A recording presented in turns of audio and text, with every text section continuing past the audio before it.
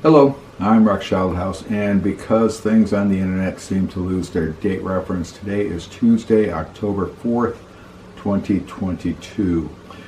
And being a little bit conservative, a little bit lazy, a little bit active, whatever, this portion of the video is probably going to be used to intro several site visits of our Wish of a Lifetime AARP regime trip from San Diego to Bastogne for the Battle of the Bulge battlefields and museums. I owe Wish of a Lifetime and AARP and regime a lot for granting this wish. This was probably one of the 5 most emotional events in my life. I'm married, 1 wife, 3 daughters, military career behind me, a lot of other things in my life, and this trip ranks in probably the top 5 most emotional events in my life. So let's get on with it. Thanks for watching. Bastogne Barracks was the last of our intentional museums in Bastogne. It was phenomenal. We're going to give you representative images. Huge building, actually several huge buildings. Only one of them was open because they're refurbishing some of the others. This is the entrance sign as you walk up to it. This is part of the compound. It was closed off, but significance of that antenna in the background, which was not there during World War II. At the base of that antenna is the building that General McAuliffe used for his headquarters. This is sitting on the Bastogne Barracks property. It's inside the fence, obviously. It's an M2 long top 155 millimeter cannon, which was towed around. The spec sheet is provided here. It's a long-range weapon, has to be towed. It's got to be a killer. This is also sitting on the opening grounds. It's the body of a Sherman tank, and now we had a conflict, a mental conflict, because the M2 Long Tom was in such good shape, and this is just a derelict. We would later resolve that.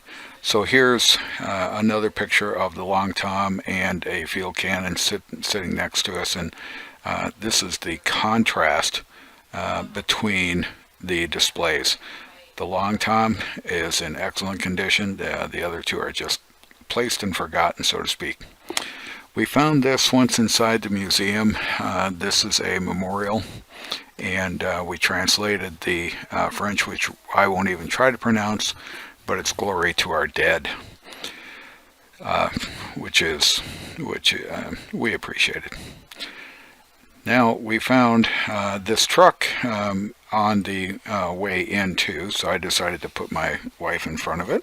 It was kind of interesting. It's not being well taken care of, but you have to have your priorities when you have limited time. And here's the data sheet for it. We're walking the grounds from the entrance gate up to the one building that was open. This is the maintenance facility, and that tank on that tank transporter trailer center screen looks pretty modern.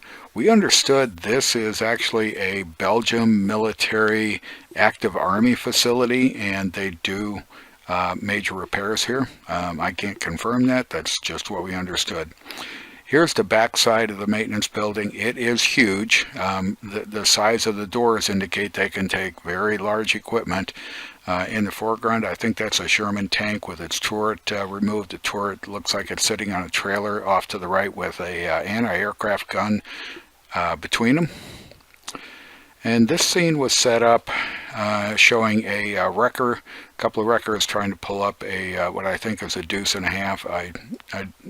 Whatever. The wrecker on the right we know, or it's identified as an M1A Ward La France heavy wrecker. We don't know what the wrecker on the left was. It wasn't identified.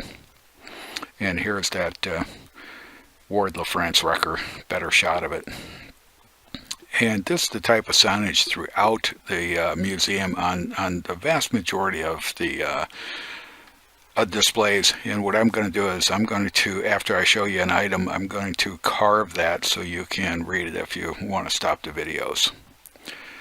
One of the more interesting things we found was this engine sitting outside, an A57 multi-bank Chrysler engine for the M4 Sherman tank.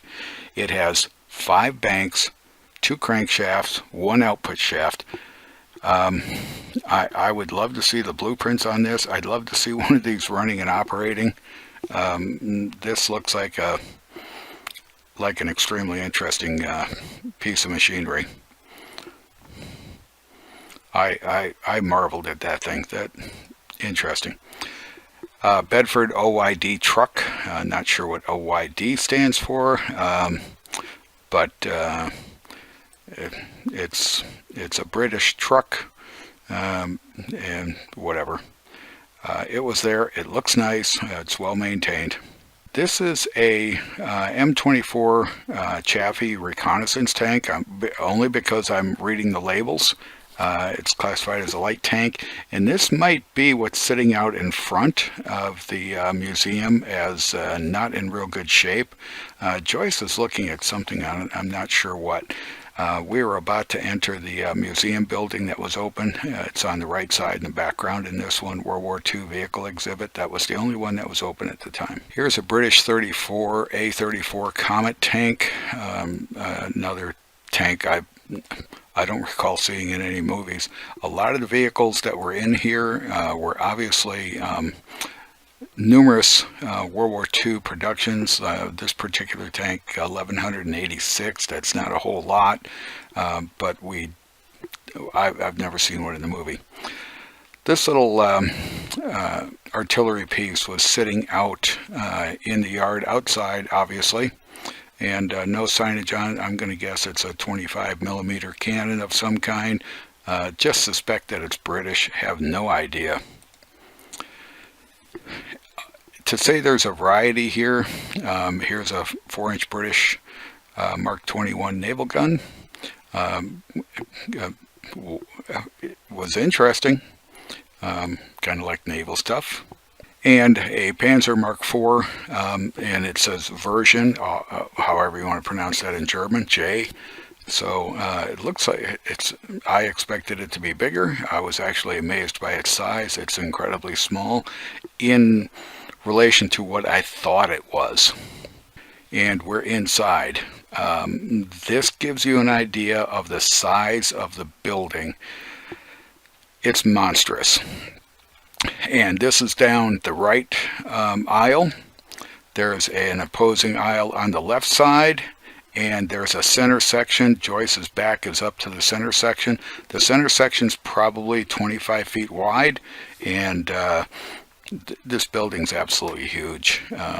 It is filled. I'm not sure if they could get anything else in here other than people.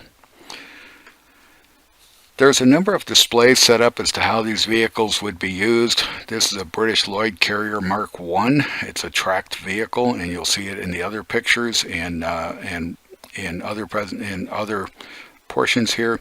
It's towing a 6-pounder QF 6-pounder anti-tank gun over the terrain. Okay, nice setup on the display, and here's the data plates for both piece of equipment if you want to pause the video and read them. It is a tracked vehicle. It's demonstrating that it can go a lot of places. It's crossing a railroad track, and look at the play that the trucks have in their tracks.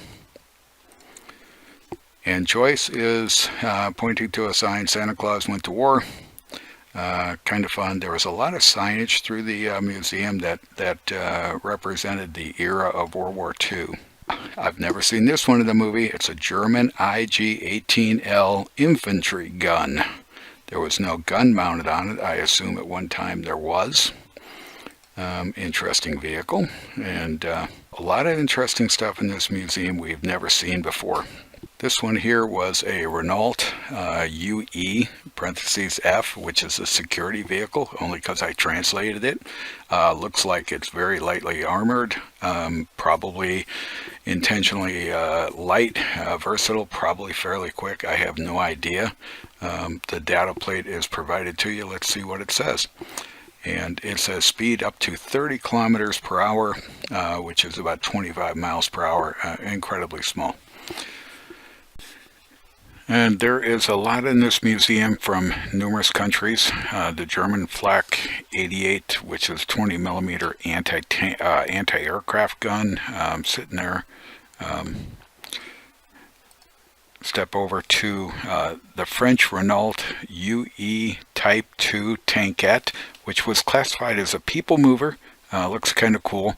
Looking at the back of it, I'd kind of like to have one of these to drive around the neighborhood, quite honestly. Wonder if they get more than about 2 miles per gallon. The German Opel Blitz Funk Wagon, which translates to be a radio truck. I assume that grid on the top is not a luggage rack. I assume it's an antenna of some kind. Only an assumption. And we found this one. It's a field kitchen, a model 1933, and the Germans nicknamed it Goulash Cannon, Gula's Cannon, or Goulash Cannon. Couldn't quite figure out the sign. After I photographed it, was a bit blurred. Rangefinders. This is one of many rangefinders throughout this display. There were a lot of them from all different countries. Extremely necessary device to determine where your artillery rounds are gonna land. A British Fordson WOT6 machinery truck sitting there. It looks really nice. We were told, as I think I said earlier, we were told by somebody at the museum that most of this stuff actually ran. So a British Matilda Mark IIA infantry. What caught me of interest on this is how they protected the tracks, which was kind of interesting. And later on in our M60s and the M1A Abrams, we would also protect the tracks to a very high degree. The British Valentine Mark IX infantry tank. Not sure what defines an infantry tank. Probably not enough armor to protect it in a heavy battle. I'm just guessing. I don't know. And the Ford Humber Box full-wheel drive heavy-duty staff car. I wonder how many of these went around. Big tires, wide tires, so looks like it'd be great on sand. Probably a really good replacement for, or a really good substitute for the Jeep. And then one of the few Canadian vehicles we found in here, the Canadian C-15TA armored truck. I assume TA is truck armored. Looks interesting. This museum was a lot of fun. A lot of vehicles in here I've never seen anywhere else. Humber Mark II Scout car. Looks like a great all-terrain vehicle. Wonder how to do on the sand dunes out here. Another Ford Fordson WOT truck. This one is evidently a Model 2. Wonder how that differentiates from the other one. And then they have some honorary memorabilia, whatever, for King Cobra, which was a M4A3E2 modified Sherman, which was the one that was the first tank to penetrate the encirclement of Bastogne. And on the tour of the battlefield, you saw where it did that. And it identifies the crew of this tank, which is kind of cool. Cobra King, first in Bastogne. That tank is currently on display, if I'm not mistaken, in Kentucky. And then we have a tank that I'm not sure exactly what one it is, so I'm kind of lost on that one. And we step over to another M24 Chaffee, which is classified as a light reconnaissance tank, so I would assume it's 56 kilometers. That's going to be about 40 miles an hour for a tank. That's pretty quick. And they show the Cullen hedge cutter, which made a significant improvement fighting through Normandy and the hedges. The Brogue country, I think is how it's pronounced, of Bocage company country of Normandy. Basically, it was a weed puller. Kind of cool. Hate to run into that. Probably be a great anti-infantry weapon, and it's mounted on the front of, if I'm not mistaken, this is a yeah, it's a General Sherman tank. If you're a fan of 1950s, 1960s comic book, the Haunted Tank was a Jeb Stuart, if I'm not mistaken. So, information on the Jeb Stuart. And the Locust was an airborne tank, a light airborne tank. It was put into gliders. The heavy gliders could actually carry very large vehicles. So this one here got chucked out of gliders once they landed. Not sure I would want to ride in a glider that was carrying a tank. So a US M29 Weasel. There's more vehicles in here that I'd love to see if I could bring into my backyard and see how they run around Southern California in the sand dunes and stuff. This guy here, I went back to the internet. I don't have a picture of his info board, so I don't know exactly what he is. The reference on the internet was he is called a universal hauler. He is obviously U.S., but I have no idea what he really is. I'm going to have to research that a little. This picture's got a Tellermine 42 to the left of the tank wheel, and it's got a mine detector above it. So this is how to blow up a tank, and this is how to keep a tank from being blown up in one picture. My dad's paperwork, as I said, we don't have much. We only have 4 or 5 pages. One was his separation, which is now called the DD-214, but since it wasn't the Department of Defense then, it was a report of separation or something like that. That paperwork says he was a plotter. He said he was an artillery coordinator. So these particular displays would hold probably a great interest to him, and held a great interest to me. This particular thing is a British and Canadian Sexton Mark II track gun. Other than the fact that it was there, a lot of this stuff I'd never seen before. Kind of interesting though. A bunch of radio gear, field telephones, stuff like that sitting in this display. I just took a picture of it because I wanted the picture. And the Sherman Firefly tank is kind of an interesting tank. It's made in the United States, but its main gun is a British caliber gun, and it was given to the Brits to run, to operate. It was not operated by U.S. forces. So here's a Quad 50 anti-aircraft gun, probably something towed around with the infantry guys behind a Jeep to protect them when they're out there, when the big artillery anti-aircraft stuff can't be around. Kind of cool. M55 quad gun. And a white M3A1. I find it kind of interesting. Sometimes they tell you who the manufacturer is, sometimes they don't. Some of the vehicles were take their blueprints, send them out to many manufacturers, so pretty much all you know is that it was blueprinted that way. And this little guy, this Dingo, this is another one. Hey, you know, can we still buy these? See how they run? British Daimler Mark II Dingo Scout Car. Kind of looks cool, doesn't it?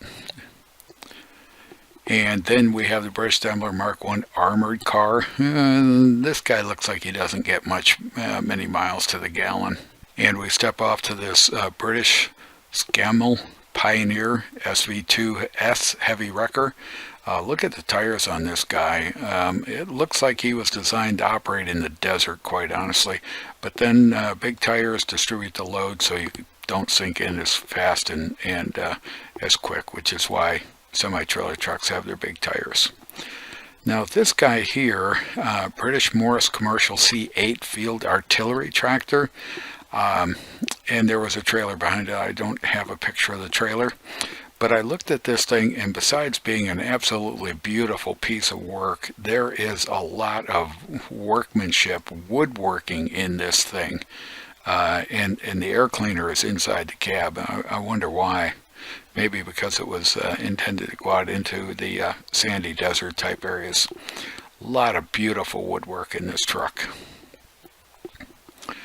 And we go off to the mighty Duck. Now, the Duck, the amphibious 2.5 truck, in reality was a deuce and a half with a boat body put underneath it, around it, whatever else.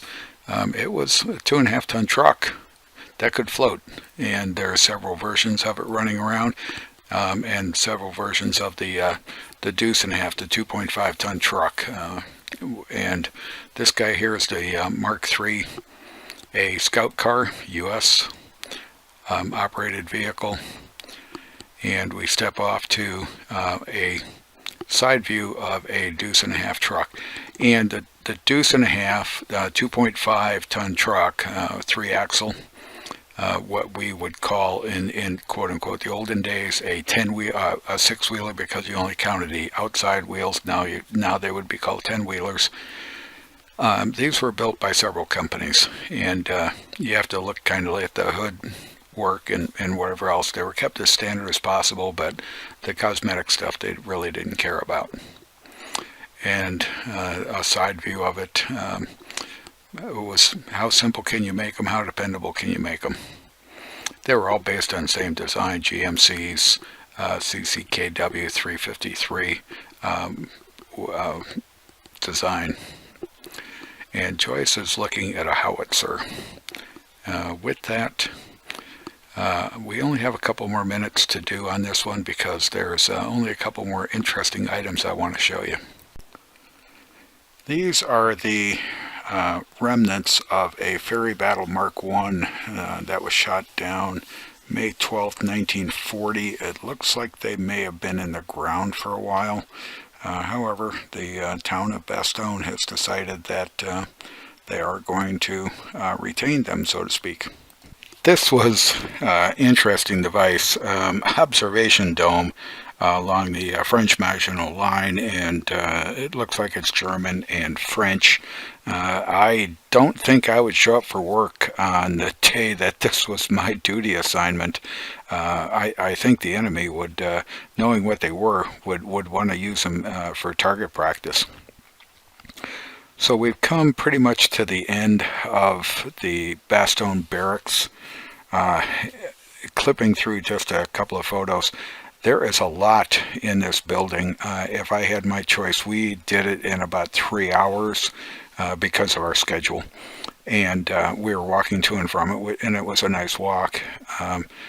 But if I had my preference, I think I'd go back and plan on spending a couple of days there and actually reading the signs and working my way through the displays.